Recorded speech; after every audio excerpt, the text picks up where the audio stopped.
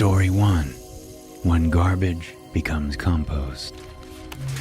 The mail slips from my fingers as I try to slide the key into the front door's deadbolt. Damn it, I mutter, bending to fetch the pile of letters, bills, coupons, and crap from off the floor. Language, Mrs. Hostetler says, sticking her head out of the apartment across from ours. There are children in this building, Adam. Sorry, Mrs. Hostetler. I say, and wave the pile of mail at her. Drop the mail. In my day, we called it the post, she says before slamming her door, which makes 10 times the noise of my light cursing. Not that my cursing matters. There aren't any children in this building and haven't been for years, as far as I know. Mrs. Hostetler lives in her own little world. With my mail tucked under my arm, I try the deadbolt again, and this time manage to unlock it without issue. Babe, I'm home, I call out, tossing my keys and the mail on the entryway table. Babe, you here? I know she is, because I saw her car parked in the side lot that our apartment house leases monthly for everyone to use. There were only 10 residences, so her car was easy to spot. Babe? I come into the kitchen and see my wife reading a letter at the table. Hey, you all right? I ask as I go to kiss her and kiss the top of her head. They accepted me, she says quietly, then folds the letter and tucks it into her back jeans pocket as she stands up to greet me. Oh, hey sweetie, how was your day? What were you reading? Looked important. What does? Whatever's in your pocket. Oh, this? She pulls the letter out of her pocket and stares at it. She doesn't offer it to me. After a brief moment, she slips it back into her pocket. The community garden I've been applying to be a part of for the past 3 years has finally let me in. Let us in, you mean? I'm the one who filled out the initial application. But you never kept up with it, and I have. That's why they finally picked us. I mean, me. Well, that's great, right? Yes, it's wonderful. Okay, so what's the deal?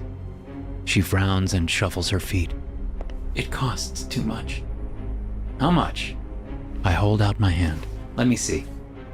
No, the letter is to me only. Sorry, sweetie. They're very strict about this stuff. About what stuff? Gardening? It's dirt and seeds and water. How strict can a community garden be? Very strict. I'm going to meet with the garden committee sometime tomorrow. We're coordinating our schedules. What's to coordinate? You're a consultant and work from home. Thanks for that. You know what I mean. Yeah, I do. Are you sure you even want to join? I laugh. It already sounds stressful. I'm sure. She gives me a sad smile, then walks out of the kitchen. I'm going to take a bath. Let's order Chinese for dinner so I don't have to cook. Chinese sounds great. When she's in the bathroom and I hear the water running, I almost go to our bedroom to look for the letter. But I stop myself. Katie and I are working on our trust issues. We've had a couple of speed bumps in our marriage, and snooping in her business, even if I did fill out that application first, would be a serious step back in the small amount of progress we've made. I'm quickly distracted from the letter as my phone dings. Frowning, I look at the name on the screen as the text alert pops up. Speaking of trust issues and serious step backs. Hi, the text reads. I almost respond with my own hi, but I restrain myself. I am working on my marriage. This bullshit has to end. Stop texting me, please. We talked about this. I hit send. Whoosh. 3 dots roll and roll, and then I can't stop thinking about you, about us. This can't be over. It is. I was very clear about that. Why? Because I love my wife and we're making it work. She cheated on you too. Doesn't matter. I'm responsible for my actions, not hers. It's over, Mags. Sweetie, can you bring me my water bottle? Katie shouts from the bathroom. Gotta go. Stop texting me or I'll block you. See you at work tomorrow. I am sure she will. Mags will seek me out right after the mid-morning break. Great. Adam, did you hear me? Coming! I find Katie's water bottle, add some fresh ice to it, and head for the bathroom. Just like I feared, I see Mags walking toward my desk just as everyone gets up to stretch and chat and get some snacks during our 10:30 mid-morning break. How's your project going? Were you able to massage those numbers a little for the presentation tomorrow? Mags asks as she sits down on the corner of my desk. Her hip nudges a picture of Katie, and I snap my hand out to keep it from falling over. She just smiles at me like it didn't happen, which is the approach I wish she'd take regarding our brief and intense tryst. Does anyone even say tryst anymore? Calling it an affair gives it too much weight, and also makes it feel scummy somehow. Yeah, sure, cheating on your spouse is scummy. But Katie and I were going through some things at the time, and I made a mistake, pure and simple. Turns out she made the same mistake. So we're starting over on even footing. Hello, Earth to Adam, Mag says and snaps her fingers in my face. Don't do that, I say, and lean back in my chair. What do you want, Mags? I want to know if you'll be ready for the presentation tomorrow. If the department's numbers aren't in line with what corporate wants, we could all be in a heap of trouble.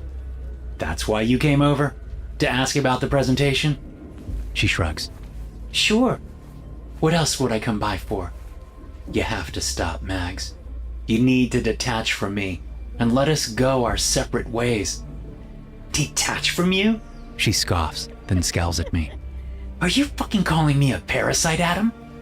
No, I'm not calling you a parasite. Don't be ridiculous. Don't you call me ridiculous. A few heads turned in our direction as Mags's voice rises in pitch. Calm down, will you please? Calm down?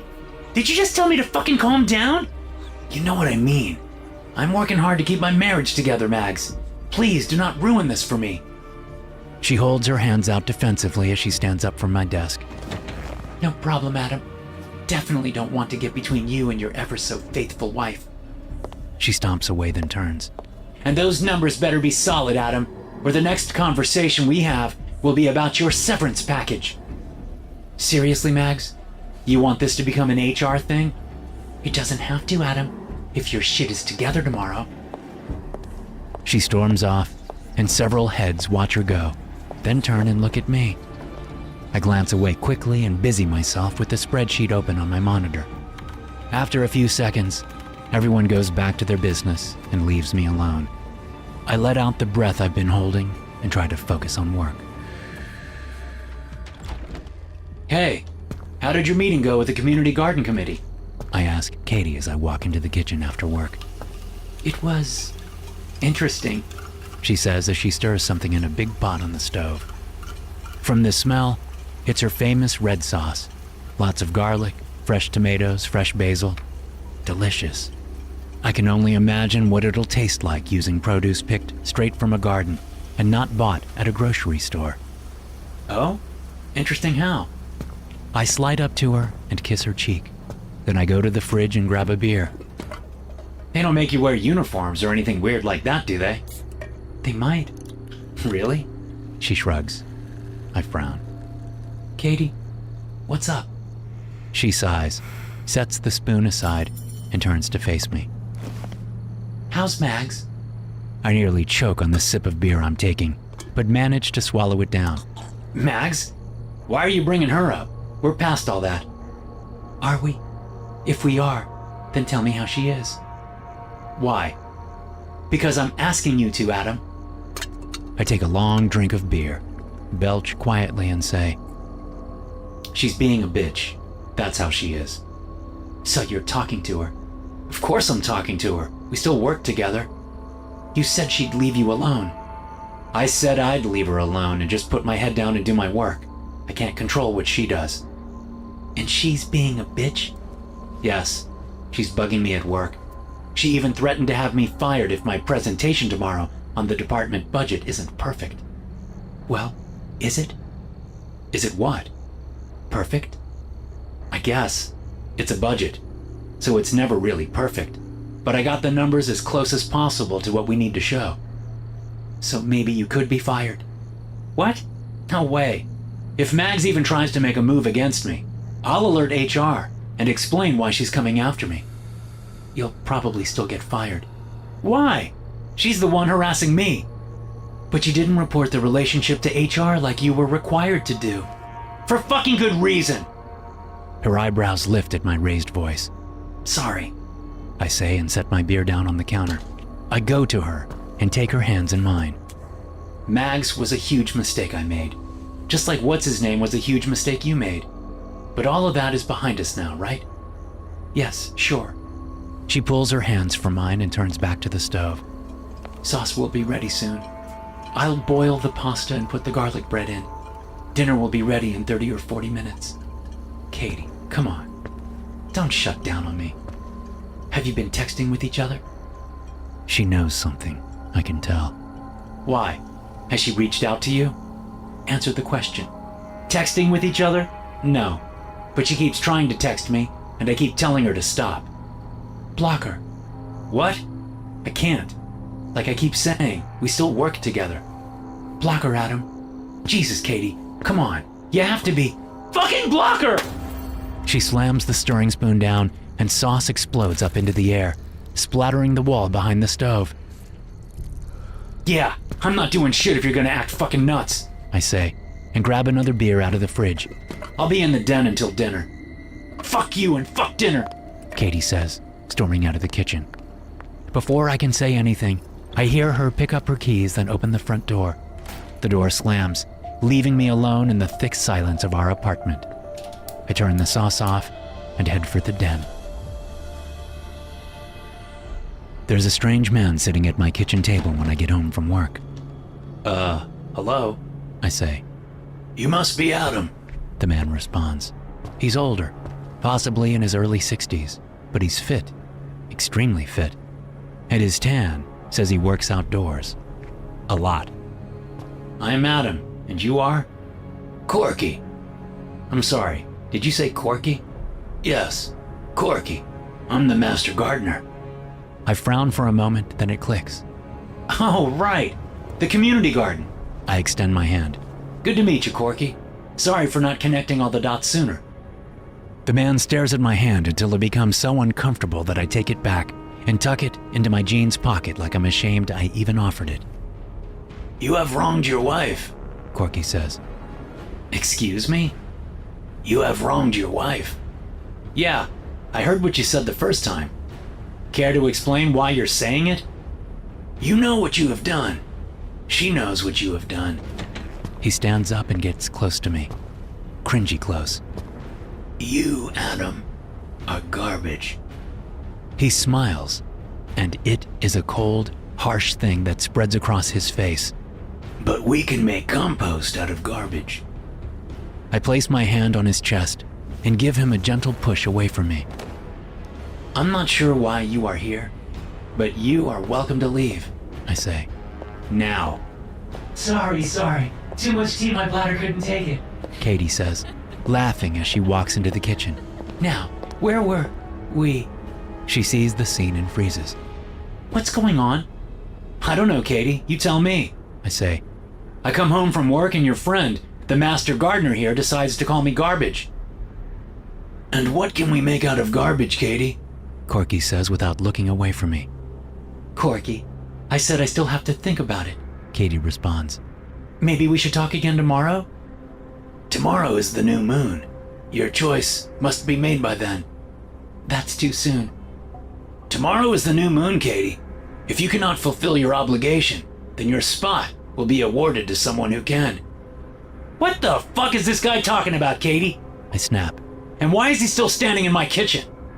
I go to grab his arm, but he dodges me easily, and the next thing I know, I'm on my ass, my back up against a table leg. What the fuck, man? I shout and jump back to my feet. Katie gets between us, but instead of showing Corky the door, she puts her hands on me and keeps pushing me backward until my ass bumps the kitchen counter. Don't make this worse, Adam, she says. To me, it appears he is making this much easier for you, Catherine, Corky says. He finally fixes his eyes on my wife. Remember what we talked about? That cafe you want to open? It can happen. All of the resources are available to you as the latest member of our garden.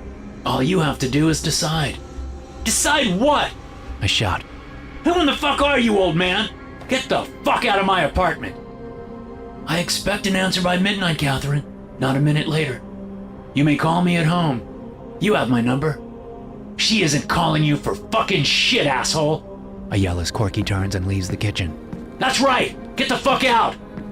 I hear the front door close, then focus on my wife. Care to tell me what the fuck that was about? It's about living for me, and not just for you. She shakes her head and walks to the fridge. I'm making eggplant parmesan tonight, unless you want something else. I need to use the sauce I made yesterday that we didn't have a chance to eat. I feel every barb of that sentence, but don't take the bait. Instead, I return the subject back to what just happened. What's this about a cafe? She doesn't turn away from the fridge. Katie, look at me. I'm trying to find the compound butter I made yesterday. Katie, look at me! She straightens, closes the fridge door, and turns to stare at me. Don't raise your voice like that. Then tell me what the hell is going on. She stiffens like she's about to unload on me.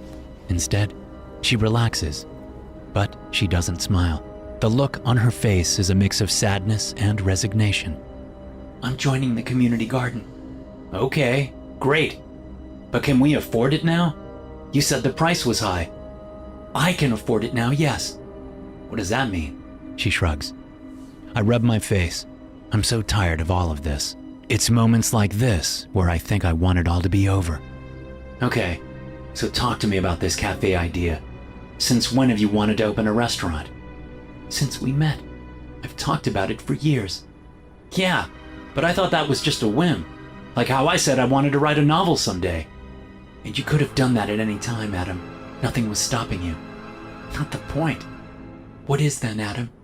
That you're talking to a stranger about opening a cafe and not talking to me about it. I have talked to you about it. You just didn't take me seriously. And he does? Yes. And the members of the garden will help me. I'm sorry, babe, but this sounds like a pipe dream. She stares at me for a long while. Then she licks her lips and says, Dinner will be ready in an hour. Why don't you go into the den and start on that novel? I laugh. You know what? I may just do that. I storm off and pout in the den until dinner is ready. At first, I think I'm dreaming. Low voices whisper as I feel tugging at my wrists and ankles. Huh? I mumble as I slowly come awake.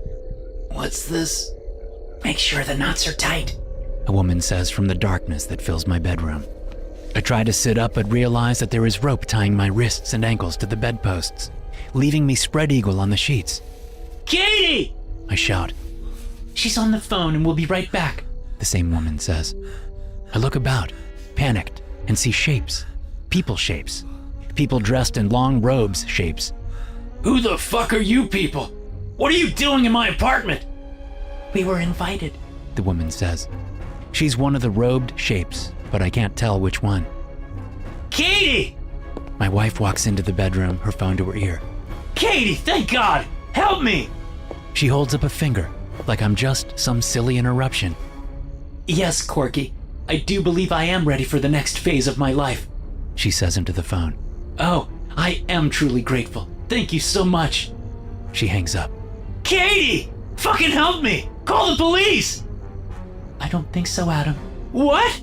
Fucking call them! Have you lost your mind? What the fuck is even going on here? What is going on? Katie asks as one of the robed figures hands her a very large, very ornate knife. I'm finally getting out of this joke of a marriage. What? The gardeners will help me achieve my dreams. All I have to do is pay the price. Price? What price? She walks to the side of the bed, the knife in her hand. Good.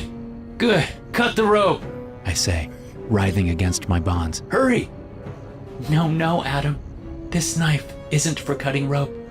She raises the knife over my chest, lifting it high into the air. This knife is how I pay the price, by turning garbage into compost. The blade comes down so fast, I don't even see it move. But I feel it, and for a moment, All I know is agony and pain and confusion and discomfort and loss and regret and everything that I should have done or said or been. Yet, strangely, as the blood leaves my body, I think about earth and dirt and water and worms. And I think about how a marriage grows and how it dies and what's left after. A corpse rotting in the soil, turning from garbage to compost.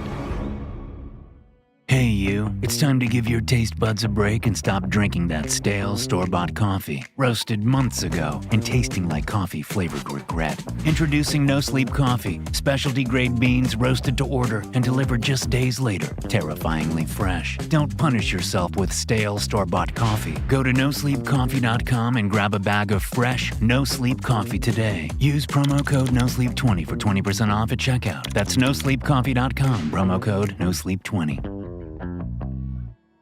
Story 2. Today is your birthday, whether you like it or not. They put one of those stupid pointy hats on Harold's head, making him look like a damn fool as they sing. Happy birthday to you. Happy birthday to you. Happy birthday, dear Harold. May the old gods take you. What was that you said? Harold croaks, looking about at the nursing home attendants and nurses and various employees who fill the lounge where most of us languish all day as a television blares news about a world that has forgotten we even exist. We sang happy birthday to you, Harold, one of the nurses says, patting him on the cheek like he's a good boy, such a good boy. Bitch, I whisper. Heads turn to look at me as the lounge goes silent. Except for the blaring TV, of course. What was that, Frank? Do you have something to say? Perhaps you care to wish your friend here a happy birthday.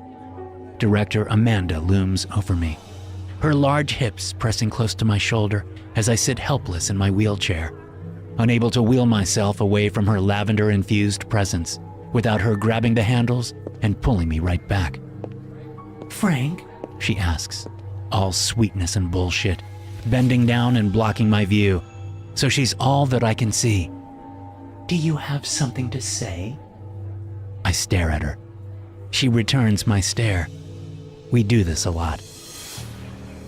Nope, I finally say and shake my head, making sure a little spit flies from my lips when I pronounce the hard P of nope.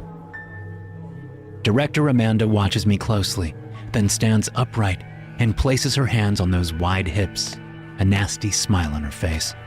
I can tell she's about to give me one of her patented lectures, but she doesn't get the chance as chaos erupts around the table. What is going on? She asks, turning to face the employees gathered around Harold. Nothing, ma'am, one of the nurses says. He's just a little agitated. It's not my birthday, Harold says, looking even more confused than usual. Not my birthday. No, it's not. Not my birthday. I think he's had enough excitement for today, Director Amanda says, clapping her hands, waking a few of the partygoers from their mid-thought naps. Brittany, can you take Harold back to his room? Of course, ma'am, a beefy nurse says. She grabs the handle of Harold's wheelchair and eases him back from the table. Okay, Harold, let's go take a nap. I don't want a nap, he complains. I want cake. He looks about the room, blinking rapidly. Whose birthday is it? Yours, Harold. Mine? No, it's not mine. His eyes drift to the lounge windows, where leafless trees and dead grass sit out in the large yard. I'm a summer child. It's not summer. Oh, Harold, I think you're mistaken, Brittany says, wheeling him out of the lounge as he continues to protest. And don't worry, we'll bring you a piece of cake after your nap. Well, he's a dead man, a voice says from my side, causing me to jump a little. Agnes, I say, smirking at the woman who has wheeled herself right next to me. Not much of a prediction. We're all living on borrowed time. I don't mean that, Francis. I mean that anytime they bring out a cake, whose ever birthday it is, they're dead within a day, 2 at the most. I laugh. She doesn't. Bullshit. I say. That can't be right, can it? Before Agnes can answer, Director Amanda claps her hands again, this time addressing the entire lounge. Who wants cake? Those conscious and able raise a hand. Those conscious and unable moan loudly. Those unconscious drool. We're a fun and lively bunch here at Rising Waters Senior Home. Frank, Agnes, would you two like some cake? Director Amanda asks us like we're fucking kindergartners. Only if you want my foot up your ass, I say. She sighs and looks at Agnes. Do you feel the same way, Agnes? About what? The cake or the foot up your ass? I snort and growl out a low chuckle. You two are a bad influence on each other, Director Amanda says in a condescending sing-song voice. She even wags a condescending finger at us. When she walks off to help serve cake, Agnes takes my hand and squeezes it hard. Want to go for a field trip tonight? She asks. Where to? I reply in a suggestive tone. Not there, you old hound dog, Agnes says and smiles. Down to the beach. The beach? I look at her wheelchairs. You growing us new legs or something? There's a path. I've seen it. Then why the hell don't they let us go down to the water? Why do we have to look at it from the back deck only? Because that's where they kill us. Jesus, Agnes. I don't know what you're smoking, but it's strong stuff. Kill us? Why kill us when they can just wait half a minute for one of us to die? Because they need a sacrifice. A living sacrifice who no one will think twice about once they're gone. Okay, sure. Makes total sense.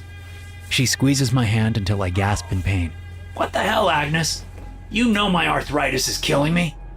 No, the arthritis isn't what's going to kill you. She nods at the nurses and attendants, hurrying about to wake residents up so they can eat cake they don't want. They are who will do you in, Francis. They'll do us all in. I hate these people as much as you do, Agnes, but no one's killing anyone here, and definitely not for some weird-ass sacrifice. They are, and they will. I side-eye her for a minute, then nod. Okay, I'll bite. These sacrifices, who are they to? God? The devil? Do we live amongst Satanists? No. Worse. Worse than Satanists? Yeah, because Satan isn't real. But they are. They? They who? The old gods. The ones who roamed the universe before the Christian Judeo-god came on board. The old gods? Like Zeus and Hera and those Greek wackadoos? Them? No, they are myths. The old gods are very real and have been here since time began. Well, they'll fit right in around here, I say, and wave at the residents eating cake or sleeping or eating cake while sleeping. That describes most of us. I'm serious, Francis. Haven't you paid attention to the song? Jesus, you're really gonna make me work for this conversation, aren't you? I sigh. What song? Happy birthday, you old dipshit. They changed the last line when they sing it. It should be happy birthday, dear whomever, happy birthday to you. That's not what they sing. I think back on the song that had just been sung to the unfortunate Harold and can't really recall the words. In my memory, they sang happy birthday just like it's supposed to be sung. I shake my head. Agnes frowns. The last line they sang today was happy birthday, dear Harold. May the old gods take you. As soon as the words leave her mouth, half the staff stops what they are doing and turns to stare at the two of us, including Director Amanda. I think both of you have had enough excitement for one day, don't you agree? She says, stalking toward us. She snaps her fingers. Jessica, Armand, please take Frank and Agnes back to their rooms. They need to rest before dinner. What? No cake? I ask, rolling my eyes. Oh no! How will we ever survive? This is serious, Francis, Agnes whispers as she leans into me. We'll talk tonight. Jessica takes Agnes's wheelchair while Armand takes mine. They quickly wheel us out of the lounge and down the hall. Wasn't that fun? Jessica asks Agnes in a sickly sweet voice. You bet. Agnes says, matching the voice with her own faux sweetness. Almost as fun as having a hot poker shoved up my bum. Oh, Agnes, you're so salty. Jessica says and laughs as she takes the first turn, heading to the women's wing. Agnes gives me a look over her shoulder and I nod. Sure, I'll humor her and her old god fantasies. We all do what we can to keep from falling into the pit of despair of having to live in this place. What about you, Frank? Armand asks me. There's no sickly sweet to his voice. No, Armand is a tough cookie. Yeah, it was a blast, I say quickly. I wish I'd had some of that cake. Next time, don't be a smartass to Director Amanda, and maybe you will. Really? Oh, that sounds swell. Just swell. The wheelchair stops, and I feel Armand's breath on my right ear. Are you going to be a problem, Frank? Because if you are, we can get a cake and sing happy birthday for you too. It's not his words so much as his tone that makes me shudder. His words are pretty bad too, though. Frank, I need an answer. To what question? Are you going to be a problem? Probably not. He straightens up, and the wheelchair is moving again. You're gonna have to do better than probably, Frank. He stays silent the rest of the trip to my room. But when he wheels me in and sets the chair next to my bed, he leans down and says, You should find better friends. That Agnes is trouble, Frank. And what you don't need right now is trouble. Understand? Not at all, I say and smile. See you at dinner. Yeah, we'll see about that. He leaves and I hear the distinct click of the lock as my door closes behind him. I must be wrong because locking residents in their rooms would be one hell of a fire code violation. But when I wheel myself over to the door, my suspicions are correct. The son of a bitch has locked me in. I want to punch the door, but with my arthritis as bad as it is right now, I'd probably pass out from the pain. So I wheel back to my bed, haul myself up onto my feet, and ease down onto the mattress. It's a medical bed, so I adjust all the settings, getting my back and legs at the right elevations, then turn on the television. I must have fallen asleep immediately because the next thing I know, Armand is bringing my dinner to me, setting it on the folding tray attached to the side of my bed. I discussed it with Director Amanda, and we both believe it's best for you to eat in your room tonight, he says, unfolding the napkin to reveal plastic cutlery. Some of the residents have some serious issues and can get violent, so no real forks and knives are allowed. Probably not a bad idea since my first impulse is to grab the knife and jam it in Armand's eye and ruin that condescending look he has on his stupid face. If you finish all your dinner, maybe I'll be nice and bring you a slice of that cake you missed out on earlier. Gee, Armand, that'd be super neato. Thanks. You're a real prick, Frank, you know that? It's been mentioned a time or two in my life, yeah. Maybe work on that. You bet, bud. At 84, I'll get right on the self-improvement train. Totally not a waste of what time I have left. Armand shrugs. Suit yourself, Frank. I honestly don't give a shit. He leaves, and I hear the lock click again. Dinner is chicken and dumplings, heavy on the dumplings, light on the chicken, and completely absent of any flavor whatsoever. I force it down since a growing boy like me has to keep his strength up. Then I shove the plate away and surf the tube for something not completely moronic to watch. It's pitch dark in my room, and my dinner plate has been taken away and the TV turned off when I wake up. Something in the back of my brain itches and I listen closely. When I look at the clock by my bed, it reads 2 a.m. The door. That's what woke me up. Someone is at the door. It takes a while before I hear the lock pop and my door is slowly pushed open. Francis? Agnes? Oh, good. You're awake. She says as she wheels into my room. Yeah, because you woke me up. What the hell is going on? Is there a fire or something? Do you hear the fire alarm? Okay, dumb question. But the first one still stands, woman. What the hell is going on? They're taking Harold down to the water. Come on. Come on? Where? To the water, dumbass. Where else? You want us to go all the way down to the water? I point at my wheelchair, then at hers. With our legs? We aren't gonna walk ourselves down. Now get your ass out of bed and let's go. There is no way I believe what Agnes told me about old gods and sacrifices. That's some serious dementia bullshit there. But at the same time, I don't want to hurt Agnes's feelings. She's one of the few people I can tolerate in this shit heap of a facility. But most of all, it's Armin's words that get me swinging my legs out of bed so I can slowly step to my wheelchair and plop down in it. Are you going to be a problem? You know what, Armand? I think I am. I am going to be a problem. Let's ride, I say, and we head out.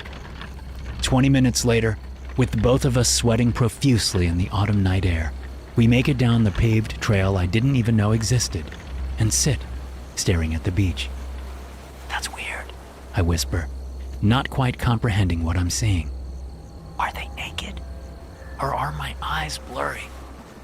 They're naked, Agnes whispers back. There are tiki torches set up here and there, illuminating the weirdness for all to see. It has to be almost the entire staff down by the waterline, all dancing naked in a circle around who I have to assume is Harold. But it's hard to see. Why are you shaking your titties at me? A thin, panicked voice cries out. Yup, that's Harold. The naked dancing stops, and everyone raises their arms high into the air. Then they start chanting. What are they saying? I ask Agnes. I can't hear them. Hush, she says and points. Look. I look but don't see anything at first. Then I notice how the tide is coming in quickly, bringing the water up to the naked staff's feet and around the wheels of Harold's chair. Something out in the dark waves is rising from the water, growing taller by the second, until it looms large over everyone, a 2-story monster of nightmarish proportions. Oh, fuck, I whisper. Oh, fuck, oh, fuck, oh, fuck. Keep it together, Francis, Agnes says. She shakes her head. And you doubted me? We're tucked close to some large rhododendron bushes, so I doubt they can see us. Still, we should go, I whisper. We don't need to see. Oh, fuck. The monster takes 2 steps out of the water. It snatches Harold up in one hand, inspects him for a second, then plops him into its massive, sharp-toothed maw and begins to chew. We need to go, now! I hiss at Agnes. She doesn't argue, and we get our chairs turned around and wheel as fast as we can back up the trail. Thank God it's paved. But even with a smooth pathway, it's hell on my arms as I struggle to move my ass as fast as possible back to the facility. Oh no, I think someone is following us, Agnes says when we're about 3/4 of the way back. I glance over my shoulder and see light coming up the trail. Go, go, go, I growl and put all my strength into pushing my wheels as hard as I possibly can. Francis! Agnes cries. I can't go that fast. Wait for me. As much as I'd love to wait for her, I can't slow down or I'll lose all the momentum I've built up. If I ease off the gas even for a millisecond, my arms will quit on me and I'll be stuck on this damn paved trail. So I make an asshole decision and keep moving. Thinking ahead, Agnes had left the rock in the back door that the staff uses to prop it open when they come out for a smoke. I grab the door's handle, pull it wide, and roll my ass inside. One of my wheels knocks the rock aside, and I realize I can't reach it in time to block the door. I hear Agnes cry, Francis! just as the door closes. I'm a piece of shit. I'm a piece of shit. I'm a piece of shit. I mumble as I race my way to my room. Once inside, I scramble up out of my chair and scoot my old legs under the covers. Maybe not even 2 minutes later, my door opens. I make sure my eyes are closed tight and that my breathing doesn't sound like I just tried to run a marathon. 10 seconds. 20 seconds. 30 seconds pass before my door closes again and the lock clicks. I gasp and try to fill my lungs with as much air as I can take in. My body feels like I've been run over by a truck. I'll be paying for this excursion for days, I know it. If what just happened can be called an excursion and not a trek into a nightmare that I can't even begin to comprehend. My God, Agnes really was right. Those crazy naked assholes just sacrificed Harold to some giant sea monster, old god thing. Fuck. Despite the terror gripping my chest, my body only has so much energy, and I'm suddenly coming awake when Armin shouts, Time to get up, Frankie boy. Meeting in the lounge. He hurries into my room, grabs my legs, swings me over the bed, and pretty much carries me into my wheelchair. I have to pee. I say as he rushes me out of my room and down the hall. Hold it. I really have to pee. And I said hold it. Director Amanda needs to make an announcement. When we get into the lounge, almost every resident is in attendance, as well as almost the full staff. Director Amanda meets my eye and smiles. Then she looks at the rest of the room. It is with a heavy heart that I have brought you all here this morning. She takes a deep breath and wipes at an eye. I didn't see a tear, though. We had 2 deaths last night. 2? I whisper. Shut it, Frank. Armand growls. Harold Schuster and Agnes Borland passed away in their sleep. Old gods, rest their souls. Let us bow our heads for a moment of silence. Most of the heads are bowed already, since several residents don't have the strength to keep them upright. I don't feel like playing along, but Armand pushes my head down so hard that my chin slams into my chest. Fucker, I mumble. The moment of silence lasts about 5 seconds, if that. All right, Director Amanda says, clapping her hands, jolting folks awake. Enough with the sad news. We also brought everyone together this morning for a special occasion. The lounge doors open, and an attendant brings in a birthday cake with all the candles lit. When she sets it on the table, Director Amanda looks right at me. It's Frank's birthday today! Let's all wish him a happy birthday! Ah, fuck, I say, just as my bladder lets loose. Story 3. Fire feeds the fever. The metal cuff chafes at my wrist, but I ignore it, or try to at least. The more you play with it, Tomac, the more irritated it'll get, Nelson says, with a smart-ass smile on her face. Just leave it alone and ignore it. Kinda hard to, I say, forcing myself not to scratch and rub at my wrist. I may have tightened it a little too tight before we took off. That's a mistake you won't make again, she laughs, and I can't help but smile. It's my own damn fault I'm in this situation. Yeah, if they ever let me carry the football again, I say, and look down at the briefcase settled on the floor next to my seat. Coffer said this was a trial run. Bolt came down with some stomach bug this morning, so Coffer handed me the football and told me to follow him to Air Force One. Did you nearly shit a brick? More like a brick house. I turn and look out the small window at the passing clouds below the most secure airplane in the world. Now, I just feel like I want to puke. I miss the shitting bricks feeling. They have medication for that. Nelson laughs again as the door to our small cabin opens and our boss, Supervising Agent Gerard Coffer, looks in. How's it going, rookie? He asks me. I'm a 13-year veteran, sir. Hardly a rookie, I respond. That's so. And in those 13 years of experience, how many times have you carried the football? I sigh and rolled my eyes. Exactly 0 times. Then right now, while you hold the launch codes and triggering system to the largest nuclear arsenal on the planet for the first time, you are a rookie. Fair enough, sir. Damn right it's fair enough. Coffer switches his attention to Nelson. What about you? What about me, sir? How's it going? Bored yet, babysitting the rookie? You're really gonna milk the whole rookie thing, aren't you? I comment. This should be a fun trip. Quit whining, Tomac. Nelson, you good? Everything good? As good as my mom's apple pie, Nelson replies. She and Coffer share a look for a moment, then he nods. Good to hear, because in about 1 hour, we'll be serving the best apple pie God has ever seen. Sounds delicious, sir. It will be. Coffer nods and smiles at me, then ducks back out of the cabin.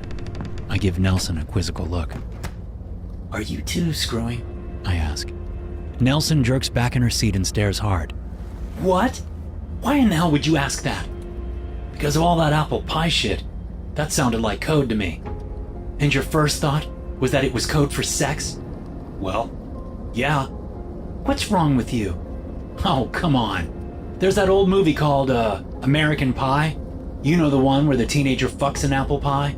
I thought that's what you two were talking code about. Well, we weren't. You sure?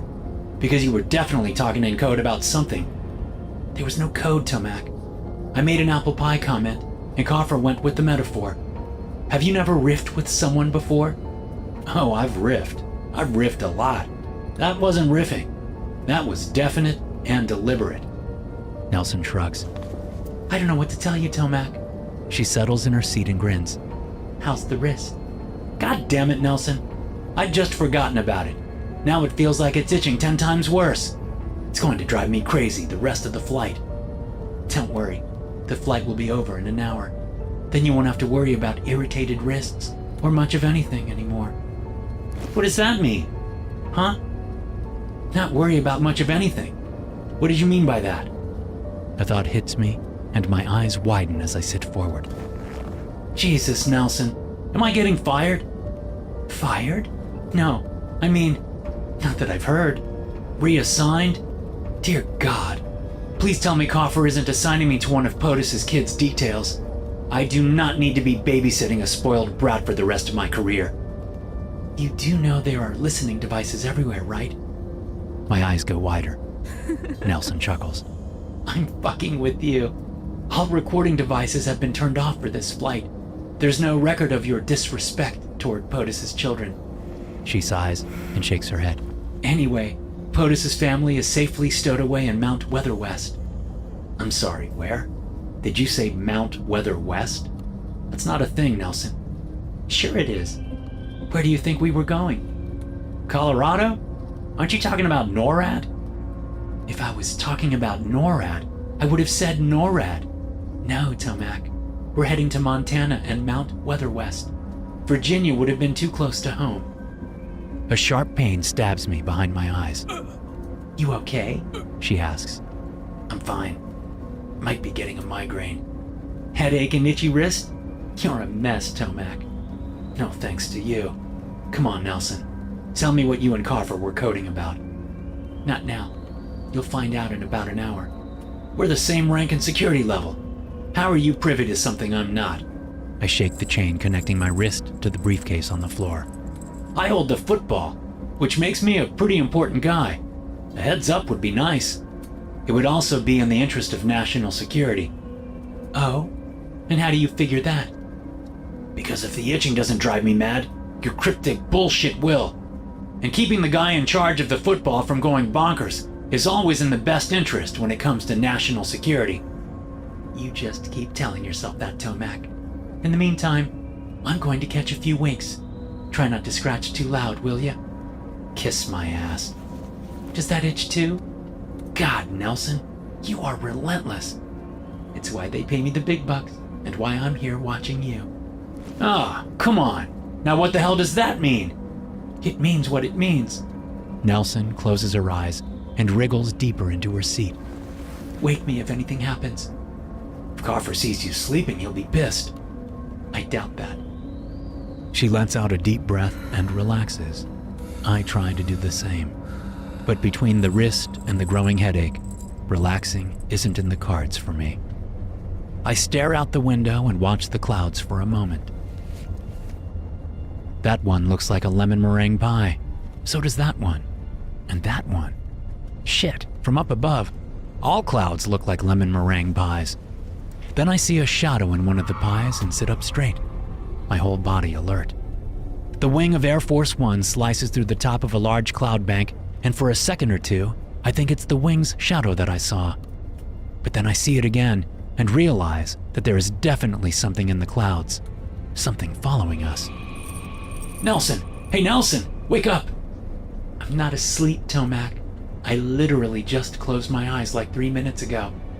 I think we have a bogey. Nelson opens her left eye and locks onto me. What kind of bogey? Another plane, possibly a fighter jet. I keep seeing a shadow in the clouds. It's just the shadow from Air Force One. That's what I thought, but the shadow isn't on the clouds, it's in it. She opens both eyes and sits up. You sure? Positive. Nelson gets up and leans past me to look out my window. Where? I don't know, out there, in the clouds. All I can see is the side of your blazer, so I can't really point it out. She moves back. Find it. The pilots must see it. Did you hear an alert? If they saw a bogey, then we'd be strapping in and ready for evasive maneuvers. Right now, we're just holding steady like we have been. Then it must not be a threat. Otherwise, our escort would have taken it out. I look out the window and search the sky for the shadow. Just as I'm about to give up, I see it, and it's closer than before. Much closer. There! I say and point. Nelson lunges forward and studies the sky. Shit! That son of a bitch must have gotten wind of fever. Who got wind of what? I'll be right back. She leaves before I can say another word, which is weird enough. But then I hear the door click twice behind her, followed by an electric buzz and mechanical sliding noise. Nelson? I get up and try the door. It's locked tight. Nelson! What the hell? Open the door! I slam my fist against the metal surface of the door that's painted to look like wood. Nelson! Nelson! There's no answer, not even from any of the staff. Then the plane takes a sudden dip and turns to the right, and I'm struggling to stay on my feet. I fail spectacularly and tumble backwards, landing halfway across Nelson's seat. The football flails with me and pain explodes in my left shin as the briefcase collides with bone. Oh, damn it! I shout. Someone open the damn door! I push back up to my feet, but I'm not on them for long enough before the plane climbs quickly, and I'm thrown back into my seat so hard that my teeth clack together and I taste iron as I nip the side of my tongue. With the salty taste of blood in my mouth, I look out the window again, and this time see two shadows. One bursts up out of the clouds, and it is not our usual F-16 escort. This plane is sleek and black and fast. A prototype or something above my pay grade. Then directly behind it, an F-16 appears and opens fire. The door to my cabin bursts open and Coffer storms in. On me, now! He barks. I can hear the gunfire and missiles launching outside the plane, and I jump to my feet, following Coffer as fast as I can. Sir, what is happening? Just follow me. Yes, sir. But who is attacking us? What's going on? V. POTUS is making his play finally. What? You fucking heard me. Now keep up. We don't have much time. Coffer races past panicked staffers, winding through the seats and tables, heading for the middle of the plane. Two agents that I've known for some time step in our way. Move! Coffer growls. Can't do that, sir. One of them says, then goes for his sidearm at the exact same moment Coffer goes for his. What the fuck? I shout as I dive to the ground. Shots ring out, and I hear two grunts, then a heavy weight falls across my back. Get him up, Nelson, Coffer says. The weight is eased, and hands yank me to my feet. Keep moving, Nelson says, her hands gripping my upper arm like a vice. Do not stop moving, no matter what. Staff members are screaming and panicked voices are shouting. Another shot rings out, and an agent who appears in front of us rocks back, a single, bloody hole in the middle of his forehead. Nelson pretty much drags me through the plane to the open door with the presidential seal on it. In, she snaps, as the door opens and agents grab me and pull me inside. Then she turns her back to the door, holds up her service pistol and shouts, For the fever! For the fever! The agents holding me reply as the door slams shut. Well, I know we had all hoped to be safely inside Mount Weatherwest when this goes down, but, ladies and gentlemen, that is not our fate. The hands let me go, and I find myself staring at a smiling POTUS as he sits behind his desk. Mr. President, I say, and give him a polite nod. I'm a little confused as to what's going on. He holds out his hand. The football, please, Agent Tomac. I look at the briefcase and see blood all over my hand and lower arm. I'm not wounded, so it must be spray from one of the agents who Nelson shot. Sir? The football agent? Now! He snaps his fingers. Now! Hands push me forward, and I stumble towards POTUS's desk. The man stands up and reaches for the briefcase, but I yank it back out of reach. Sir, there is a protocol for this.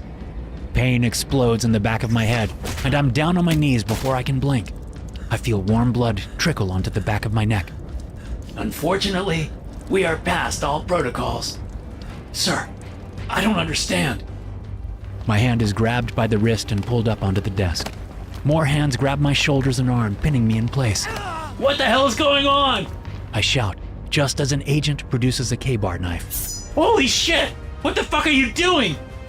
The only answer I get is a huge arm around my neck, holding me in place as the person with the K-bat knife puts the blade to my wrist. Stop! Stop! I scream. They don't stop. A handkerchief is stuffed in my mouth as I scream, my throat raw, while my hand is very slowly and extremely painfully cut from the rest of my arm. When it's done, I'm shoved aside and the briefcase is slid across the desk to POTUS. I screech and scramble backwards on my ass as everyone turns to the most powerful man on Earth. Clutching my bloody stump to my chest, I scoot myself into a corner and huddle there as I watch wide-eyed at the insanity before me. Thank you, agents. Thank you, everyone, POTUS says, as he uses the thumb from my severed hand and his thumb to open the briefcase. The football is now in play. I look about, and no one will meet my eye. There are cabinet members, members of Congress, heads of agencies. These are the leaders of our country, and they have looks on their faces like kids in a candy store, not like hardened professionals watching their boss begin the process to launch nuclear bombs. Ladies and gentlemen, the time has come for us to feed the fever. POTUS says. Feed the fever! Everyone echoes. I remain silent, watching in horror. Our God has shown us the path, and that path is the fever. POTUS continues. That path is the fever! They echo. We shall feed God's fever with fire. Fire that will cleanse the earth of the unbelievers. Fire that will cleanse the earth of the unbelievers. Let us set this fire loose, so the fire may live in all its glory. The fever is the glory! The glory is the fever! POTUS's eyes fall on me. You, Agent Tomac, shall bear witness to the dawn of God's new world. The dawn of the age of the fever. The age of the fever! You people are fucking crazy. I snap. What the hell is wrong with you? Nothing, son, POTUS says. It's the rest of the world who is wrong. I watch in horror as he breaks open the plastic sleeve and begins entering the codes for a nuclear launch. You can't do this! I shout. You'll kill billions of innocent people! No, son. We shall feed the fire, which will feed the fever, which will bring us all closer to God. Closer to God! Everyone echoes. Isn't that what you want, Agent Tomac? To be closer to God? Not like this! Not if it means murdering billions! Humanity is a parasite. God tries to wipe us off this planet with all of his might every single day. But we are a wicked species, no better than cockroaches, and thwart his will. For us, the guardians of the fever, we shall do his work for him and rid this planet of all parasites. The plane rocks hard at the side, and red lights flash brightly as a loud klaxon nearly deafens me. Sir, Air Force One has been critically damaged. We need to get you to the pod! An agent yells. Not before I perform my duty! POTUS says, then stares down into the football. He nods once, then presses a button, turns two knobs, and presses another button. To my utter surprise and abject horror, there's no need of a second person. Dear God, when was that changed? It is done, he says, and lets the agents rush him to the back of the office, where the wall opens up and he's tucked safely inside an ejection pod. The wall closes, and I feel a pressure in my ears as the pod is ejected. Then all eyes turn on me. A sacrifice? Someone suggests. Yes, Someone else agrees. for God's favor. His blood will ensure our safety. Someone adds. God will not forsake us, not us. I see murder and fear and doubt in the eyes of the people who come for me. Someone grabs a letter opener from POTUS's desk and lifts it high into the air as the crazy bastards surround me. I could try to fight them, but with the blood loss from my stump, I'm barely able to keep my eyes open. As they get closer and closer, and as my eyelids droop lower, the plane shudders again and a huge fireball suddenly fills the office.